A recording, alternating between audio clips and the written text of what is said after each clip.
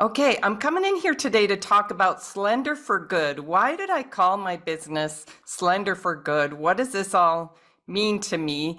I do have people tell me sometimes, I don't like the term slender. I don't like that you mention body size or shape at all, because that's not my primary issue. And some people say, I really like other terms better than that, but almost everybody likes the for good part, and they know what I'm talking about, right? So I personally was very uncomfortable with my weight. I was about 60 pounds overweight over what I felt was a healthy weight for me. And that's a lot, right? It was affecting how I felt in so many ways. I certainly did not feel light on my feet at all. But I'd had enough of trying to lose weight and gaining it back. In my 20s and 30s, I felt like I could eat or drink whatever I wanted and have no consequences. And I felt like I had it all figured out. And then in my 40s, when my hormones really started changing, I could not figure out what worked for healthy eating and weight loss anymore. Weight loss wasn't working, or if I would lose weight, it wasn't sustainable. And I felt like this is worse than just staying the same, right? And so going up and down in body weight is probably even worse than just staying where I was. So I wanted to understand, though, I didn't want to just accept it because it went with a whole bunch of disease processes, and it went with feeling really uncomfortable in my body and how I was showing up. So I wanted to understand what would make the weight loss truly a for good kind of thing. How can I get slender for good? How can I have sustainable weight loss? How can I have weight loss for good? So I wanted it to be for good in at least two ways, really kind of three ways. So one is I wanted it to be for good in the sense of having it make my health better. Like I had a whole bunch of symptoms. I started having a lot of symptoms as I got into perimenopause. I was having hot flashes, I was having insomnia, I was having brain fog, and I had had pain and inflammation in my body since I had an accident in high school. And that seemed to just get worse and worse and worse. So I had been taking ibuprofen every day for decades, could not find a way to stop. And now I was asking the doctor for more pain medications. And so it was becoming a problem, right? I also had been diagnosed with prediabetes.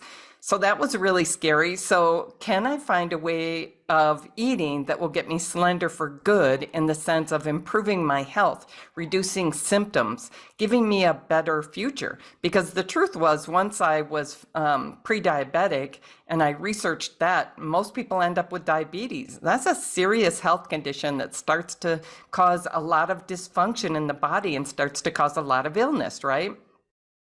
The other thing is that this pain and inflammation problem had gotten so bad with my feet that I could barely walk anymore. I really couldn't go for a 10-minute walk for fun and relaxation anymore. Some days I couldn't even do the grocery shopping.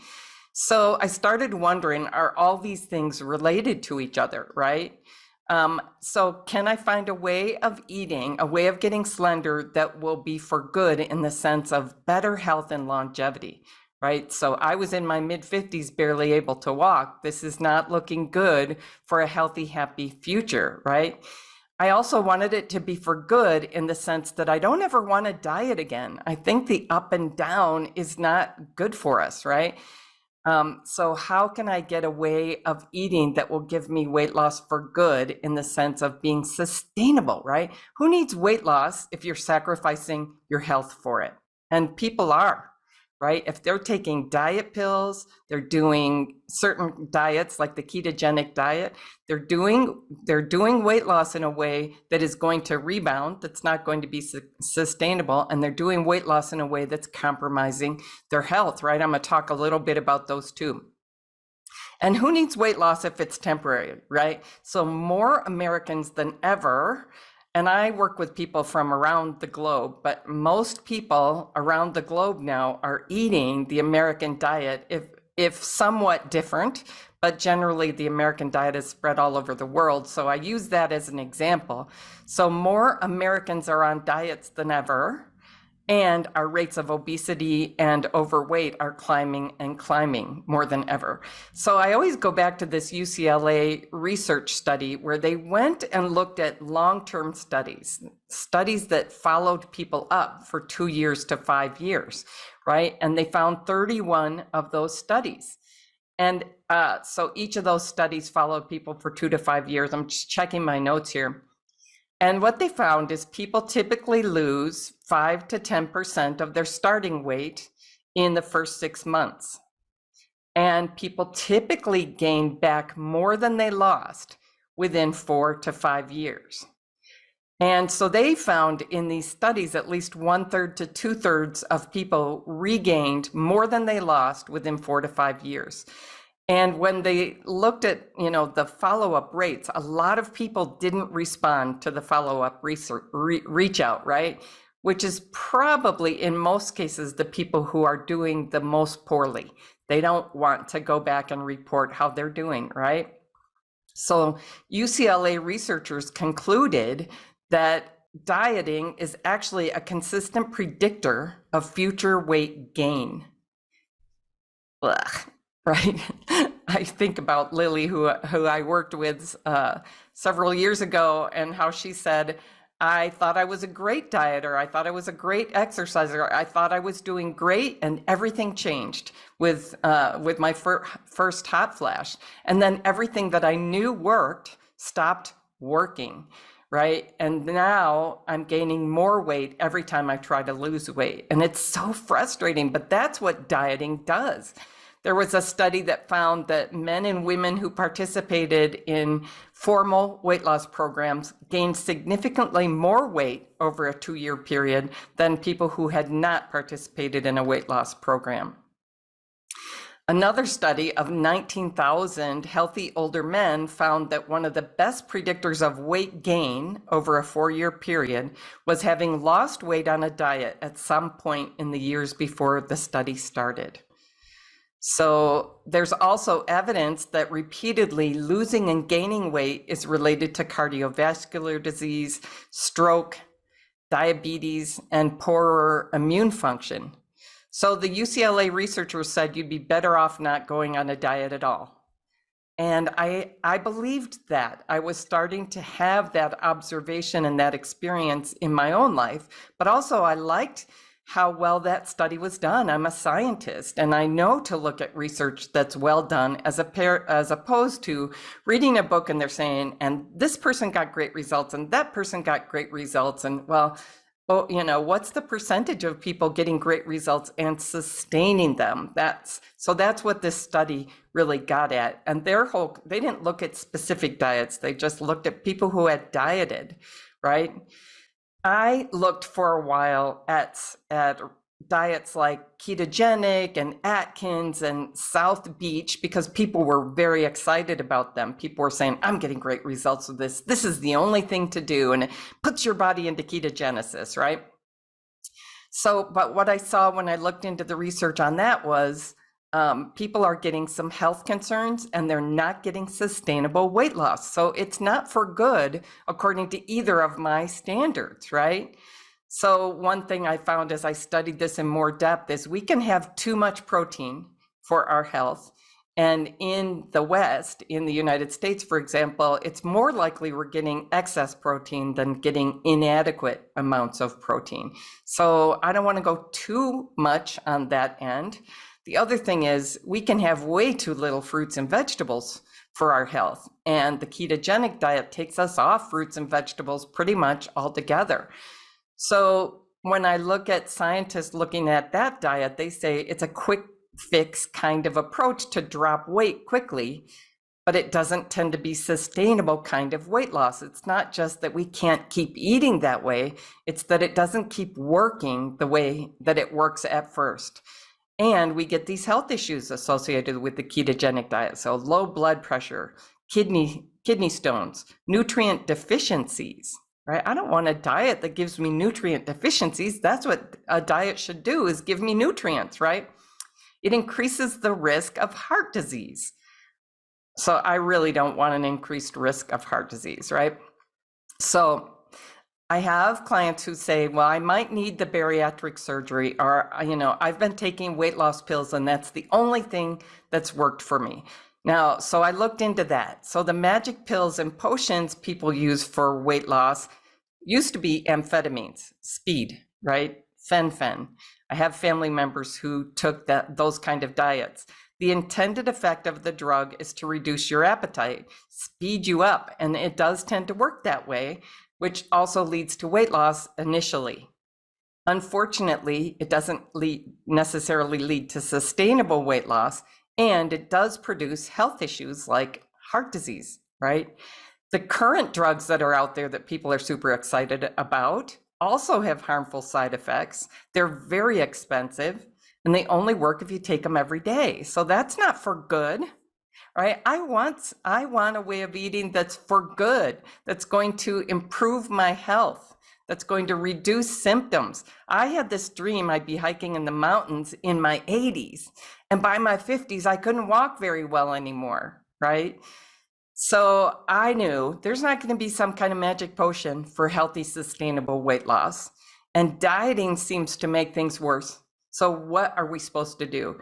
So I finally said to myself, I said, you're a scientist. Go look at the research. Quit looking at the popular media, the popular books and articles about the latest diet and the latest magic pill, right? Magic potion, the snake oil. And I went directly to the research. I thought, I can't find somebody who I feel like I can trust to guide me on this. So I'm going to go directly to the research. I'm going to look for evidence-based practices. That's part of my training and my background as a psychologist. What's the evidence base tell us about what works for people who want to reduce their attachment to alcohol, for example? What works for people who have a child with serious emotional disturbance to have the best results for that child and for the family? So I did all that kind of research. I understood the principles of, I want to see what the research shows over and over, reliably and predictably leads to great results. And the great results have to be what gives healthier blood sugar and insulin functioning, because I already was pre-diabetic. What gives improved sleep and mood? Like, are there ways of eating that predictably produce that? Are there ways of eating that predictably produce healthier heart functioning, reduced risk of high blood pressure, these metabolic diseases, conditions that are so common in our society now and weren't, 100 years ago? What ways of eating, what key principles for eating lead to healthy weight, lead to healthy weight loss? And the other for good part, so for good is it's got to be sustainable weight loss. For good is it's got to be better for my health. It's got to give me better energy again, better sleep again. I had terrible insomnia. It's got to give me, maybe it can reduce the inflammation in my body and reduce my pain. It's also got to be enjoyable is the third for good part. It's got to be enjoyable. I got to enjoy the way of eating. That's a key way that a human being knows they want to keep eating a certain way. They want to sustain the way they're eating, right? So I need a way of eating that's going to be sustainably supportive of my best health, sustainably supportive of my best weight, and sustainable in the sense of being enjoyable for eating, right? So that's what for good meant to me. And I have to tell you, I was so scared by the point that I was at studying this, that I didn't know if it was possible anymore. I didn't know if I could reverse some of the health conditions that had started. I didn't know if I could reduce the weight gain in a way that would be sustainable. I didn't know if any of these things could turn around. So really, as I was discovering these answers and getting determined about, okay, I'm going to figure out how to eat that way, I was in tears a lot. I don't know if this is going to make a difference or not. And changing your eating habits is a little daunting, right? Especially when we've had the dieting idea that I'm just going to have to deprive myself and it's going to suck. Right? It's going to be miserable, but I'm just going to do it temporarily. Terrible ideas. That's not the for good idea. So when I went to the research with these intentions, I did find clear answers. I found 4 key principles that actually ended up coalescing into really great clarity and specificity about how much fruits and vegetables I should eat, how much whole grains, how much protein, right? How much fats, and how much of what I call cravingful, highly processed, non-nutritious food-like substances that I felt like I was in love with. Right? How much of those actually belong in my diet if I want to have these results, right? So it coalesced into this very clear and specific eating approach with very clear indicated quantities of the different types of foods that predictably and reliably leads to all those kinds of results, including for women over 40. I reversed my prediabetes when I started using this approach. I eliminated the hormone symptoms, the hot flashes went away. The insomnia went away. So I'm sleeping like a baby, waking up feeling good every day. I didn't know that was possible just by changing my eating. I recovered this healthy, restful sleep pattern quite naturally. I eliminated the chronic pain and inflammation that I had lived with for 35 years. It makes me want to cry thinking about how long I lived with that, defending my way of eating, thinking it was so great as long as I didn't gain weight. And here it was making me sick and keeping me sick year after year after year.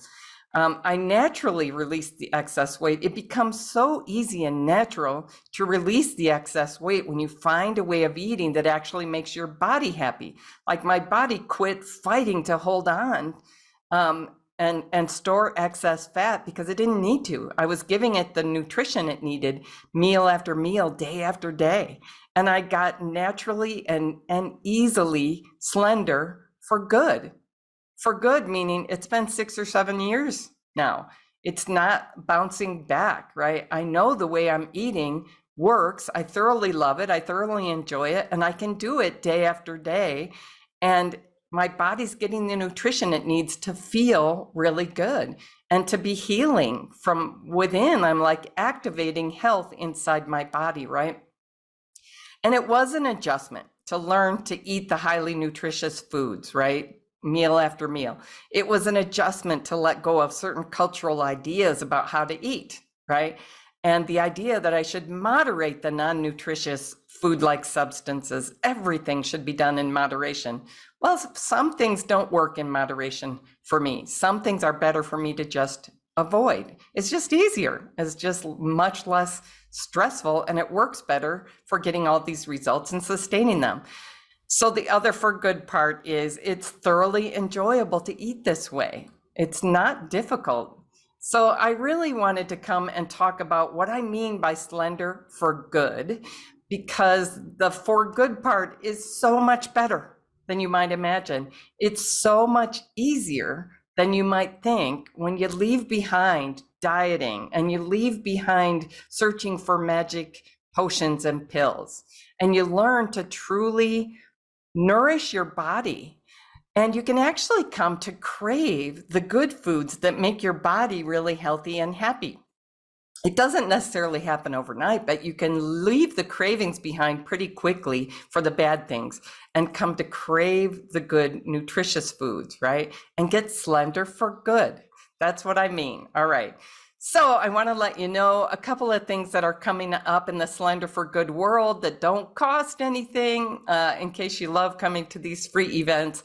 I'm offering a live masterclass on May 20th. The title is The Secret to Easy Natural Weight Loss, Why It's Been Difficult, but It Doesn't Have to Be. It doesn't have to be hard. I'm so happy that I discovered that. It just doesn't have to be so hard. June 12th to 16th, I'm offering a 5-day live event for free. Sustainable weight loss after 40, while you must stop dieting if you want to lose weight and keep it off. I've had hundreds of people take that program and tell me it was absolutely transformative for them. So we end up making our next weight loss attempt harder than it has to be by following bad approaches, unsustainable approaches, approaches that hurt us, etc., or approaches that we just can't enjoy enough to keep going. So if you'd like to keep in touch with me about when these things are happening, follow me on this Facebook page. sign up on my website to get notifications. So that is slenderforgood.com. I'd love to have you in my community learning more about how this works. It really doesn't have to be so hard. It's my mission in life to let other women over 40 know it does not have to be painful. It does not have to be difficult. We can get slender for good when we learn a way of eating that's truly nourishing for our body. Does that make sense? I'd love to hear your comments below. And follow me on Facebook and follow me on slenderforgood.com so that you can get notifications of these upcoming events. And if you already know, Ginny, I want you to teach me how this works. I want to do this, finally get it done, get the sustainable weight loss. Reach out to me. You can reach out to me on Facebook or on YouTube if you're finding me there. drginnyt@gmail.com. I'd love to hear from you. All right, take care.